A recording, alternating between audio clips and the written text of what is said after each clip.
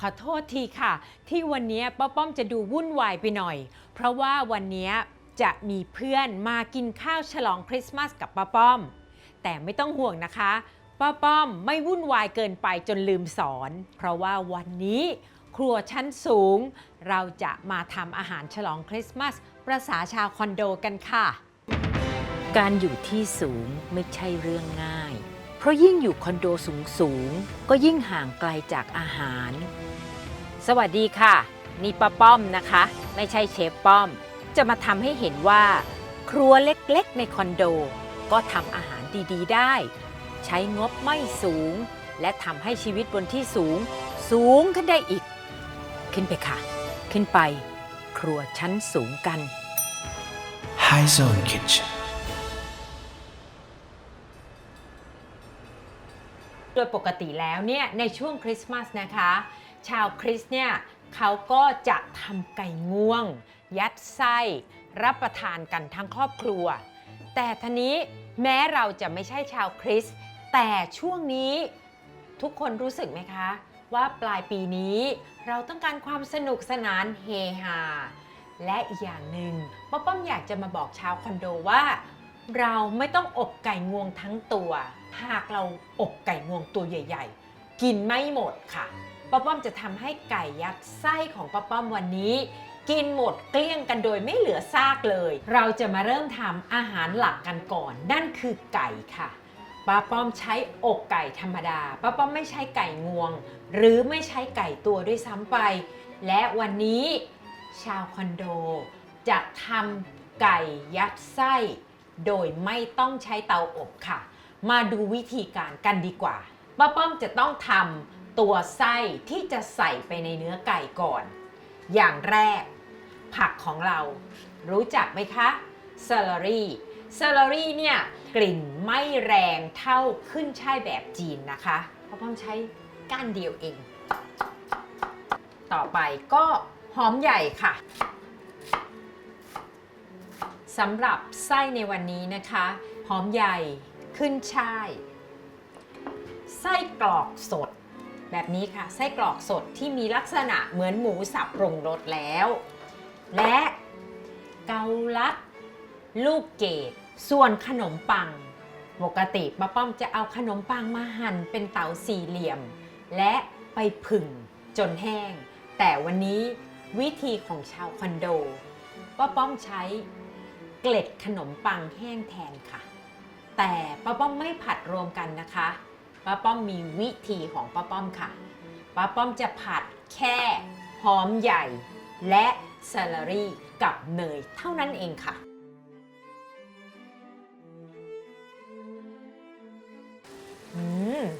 กลิ่นเนยผัดกับหอมใหญ่และเซเลอรี่นี่มันหอมจริงๆนะคะ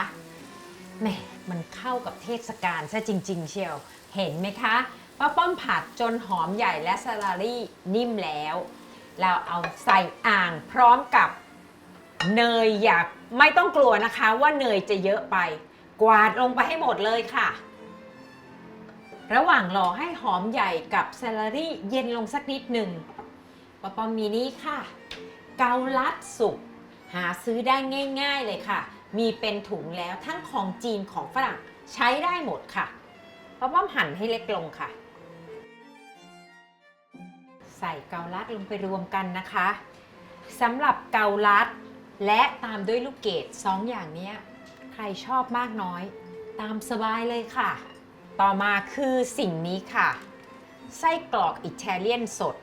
เป็นไส้กรอกหมูซึ่งปรุงรสเรียบร้อยแล้วใส่ลงไปเลยปกติเราจะผัดให้มันสุกแต่คราวนี้ป้อมจะใส่ดิบเพราะว่าถ้าใส่สุกลงไปเราจะใช้ไก่ห่อไม่อยู่วิธีนี้จะทำให้ห่อได้ง่ายขึ้นค่ะองค์ประกอบต่อไปนะคะคือเกล็ดขนมปังค่ะสำหรับเครื่องเทศที่ใช้ในสูตรสตาฟฟิ้งของป้อมนะคะนี่ค่ะเศษป่น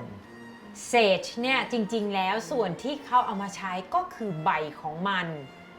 เขาจะมีกลิ่นรสเฉพาะตัวนะคะมันจะเป็นเครื่องเทศที่ให้กลิ่นในสตาฟฟิ้ง ใส่เข้าไปค่ะถ้ายังไม่คุ้นเคยใส่น้อยๆก่อนนะคะกลิ่นออกมาคริสต์มาสแล้วค่ะจากนั้นนะคะป้าป้อมจะใส่พริกไทยดำที่เป็นแบบเกล็ดค่ะแบบนี้ค่ะส่วนเรื่องรสชาตินะคะอยู่ที่รสชาติของไส้กรอกสดหรือหมูสับที่เราใส่ลงไปเขาปรุงรสมาเรียบร้อยแล้วค่ะเราอยากรู้ว่ารสชาติเป็นยังไงใช่ไหมให้เอาส่วนหนึ่งเนี่ยจีในกระทะแล้วชิมก่อนเพราะว่าไส้กรอกสดแต่ละยี่ห้อเนี่ยความเค็มเผ็ดหรือใดๆไม่เท่ากันเราต้องชิมสิ่งที่เราซื้อมาก่อนค่ะสำหรับป้าป้อมเมื่อใส่โน่นนี่ลงไปแล้วป้าป้อมคิดว่ามันเค็มน้อยลงป้าป้อมก็เพิ่มนิดนึงค่ะ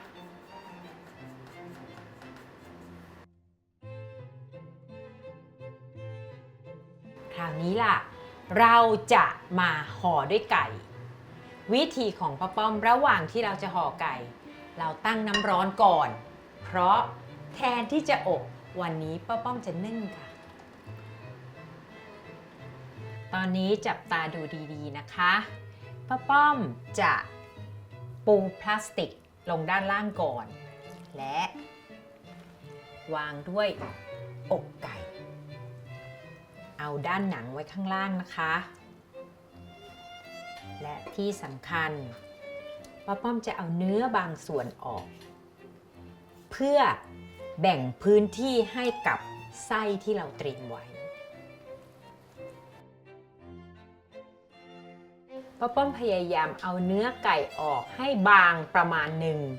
เนื้อไก่ที่เราเอาออกไปเนี่ยเราเอาไว้ทำอย่างอื่นได้ค่ะเอาไปผัดหรือเอาไปทำอะไรก็ได้ขั้นตอนต่อไปนะคะป้าป้อมจะทุบให้ไก่มีความเสมอกันเพื่อที่เราจะได้ห่อมันง่ายๆไงคะ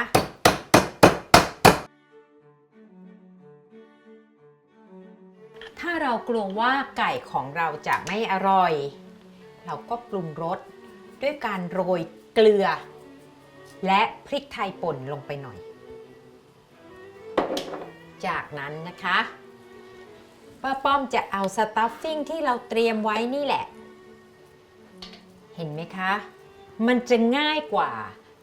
ที่เราใช้ไส้กรอกหมูดิบถ้าป้าป้อมใช้วิธีผัดอย่างที่ป้าป้อมเคยใช้รับรองห่อไม่ได้หรอกค่ะลำบากแย่เลยจากนั้นนะคะเราจะค่อยๆม้วนมันห่อขั้นแรกหลวมยังไม่ต้องกลัวค่ะป้าป้อมจะห่อที่2ค่ะเห็นไหมคะเริ่มที่จะใกล้เป็นรูปเป็นร่างขึ้นแล้วเมื่อม้วนพลาสติกห่ออาหารจนรอบแล้วนะคะจับหัวท้ายเหมือนม้วนท็อฟฟี่แล้วก็ไถไปเรื่อยๆเห็นไหมคะป้าป้อมหมุนไปเรื่อยๆจนเป็นแท่งแบบนี้ค่ะจากนั้นนะคะเราก็มัดพลาสติกตรงปลายให้แน่นป้าป้อมผูกหัวท้ายแล้วเหมือนท็อฟฟี่อ้วนๆเลยอย่าลืมที่ป้าป้อมเตือนนะคะขอให้ใช้พลาสติกห่ออาหารที่มีคุณภาพทนความร้อนนึ่งได้ค่ะ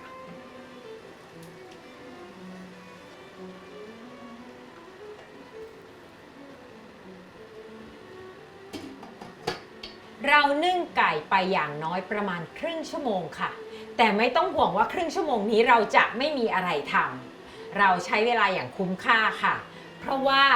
เรามีทั้งผักที่จะต้องทำเรามีทั้งมันบดที่จะต้องทำมาลงมือกันเลยค่ะสำหรับมันบดที่จะกินคู่กันนะคะป้าป้อมเคยสอนไปแล้วนะแต่วันนี้ป้าป้อมจะมาทำด้วยกันเร็วๆอีกครั้งหนึ่งเราหั่นมันฝรั่งเป็นชิ้นบางๆแล้วนะคะเติมเกลือลงไปเลยค่ะมันบดจะได้อร่อยไงรอให้มันฝรั่งสุกนิ่มได้ที่ค่ะเสร็จแล้วเราต้องมีผักเคียงใช่ไหมคะวันนี้ป้าป้อมจะใช้ผักที่หาได้ในเมืองไทยนี่แหละนั่นก็คือป้าป้อมเอากะหล่ำดาวที่หาได้ในเมืองไทยนี่แหละมาทำแทน Brussels sprout ของฝรั่งนะคะ เราเช็คว่ามันฝรั่งของเราสุกหรือยังด้วยการจิ้มลงไปและหมุนเห็นไหมคะถ้ามันแตกแสดงว่ามันสุกแล้วค่ะตักมันฝรั่งขึ้นมาใส่ตะแกรง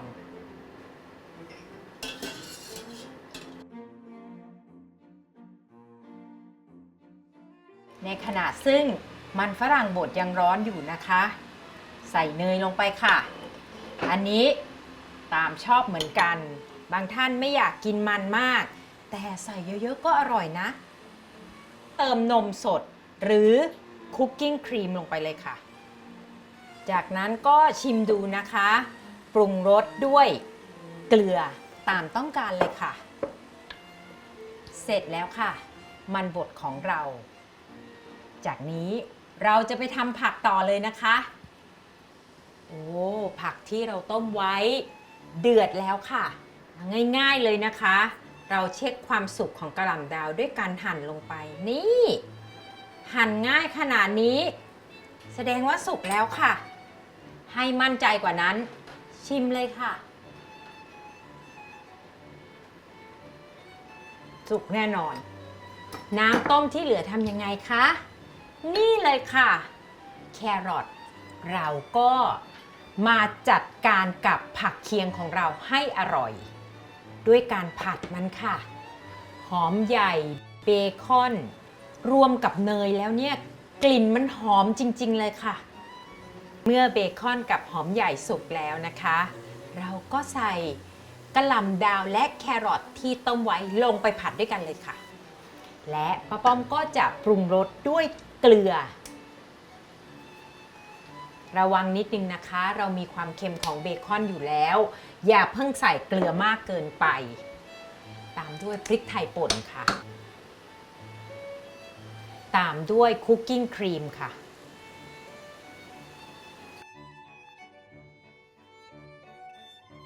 ปิดท้ายด้วยรสเค็มที่ฝรั่งถือเสมือนว่าเป็นผงชูรสในอาหารนะคะนั่นก็คือพาร์เมซานชีสผงค่ะคนให้เข้ากันชิมดูนะคะชอบเค็มก็เพิ่มได้ค่ะผักเคียงเสร็จแล้วเดี๋ยวเราไปดูไก่กันเลยค่ะวันนี้ไก่เราชิ้นใหญ่นะคะเราใช้เวลานึ่งไปสบาย45 นาทีถึง1 ชั่วโมงค่ะและมันออกมาสวยงามมากค่ะจะเห็นว่า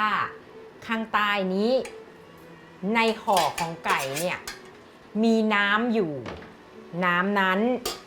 เราต้องเก็บมันไว้อย่างดีค่ะเพราะว่าเราจะเอาเขามาทำน้ำเกรวี่นี่คือเหตุผลที่ป้าเอา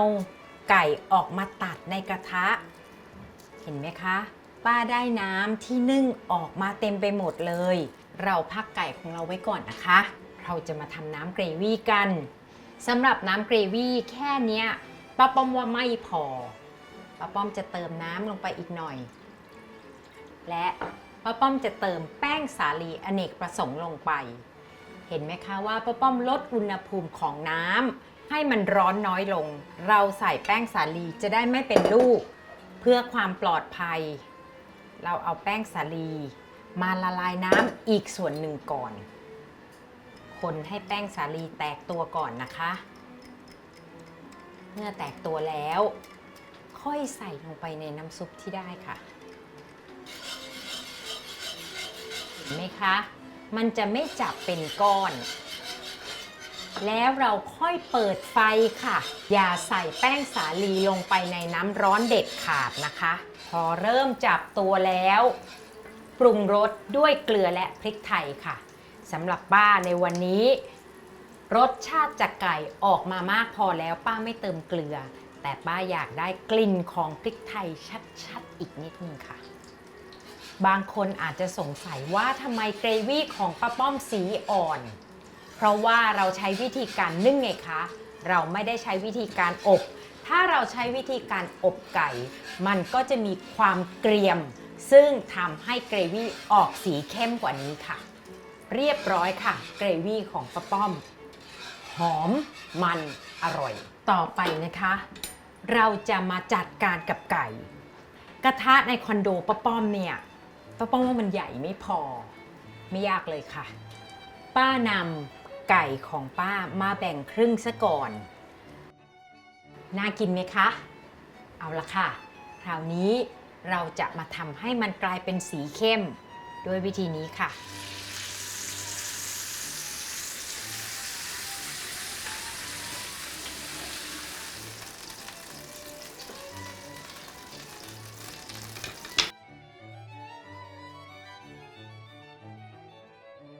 ถึงมันจะเยอะอย่างนะคะแต่มันก็ไม่ยากเกินไปใช่ไหมคะเทศกาลแห่งความสุขทั้งทีเราลงมือทำอาหารให้คนที่เรารักรับประทานกันดีกว่าค่ะอาหารเสร็จแล้วมากินกันได้แล้วไก่อบสอดไส้กินคู่กับมันบดและผักเคียงราดด้วยน้ำเกรวี่และจะให้อร่อยยิ่งขึ้นกินคู่กับแครนเบอรี่เจลลี่หรือแครนเบอรี่ซอสป้าป้อมขอขอบคุณทุกๆคนที่สนับสนุนครัวชั้นสูงมาตลอดทั้งปีนี้และเนื่องในโอกาสวันขึ้นปีใหม่ป้าป้อมขออวยพรให้ทุกๆคนพบกับความสุขความสำเร็จตลอดไปถึงแม้ว่าปีที่ผ่านมานี้เป็นปีที่สาหัสสำหรับทุกคนแต่เราก็จะก้าวผ่านมันไปด้วยกันนะคะป้าป้อมเป็นกำลังใจให้ค่ะเก็บครัวเสร็จแล้วก็มากดกระดิ่งกด Subscribe ไว้นะคะเพราะว่าครัวชั้นสูงยังมีอีกหลายเมนูจะได้ไม่พลาดกันค่ะ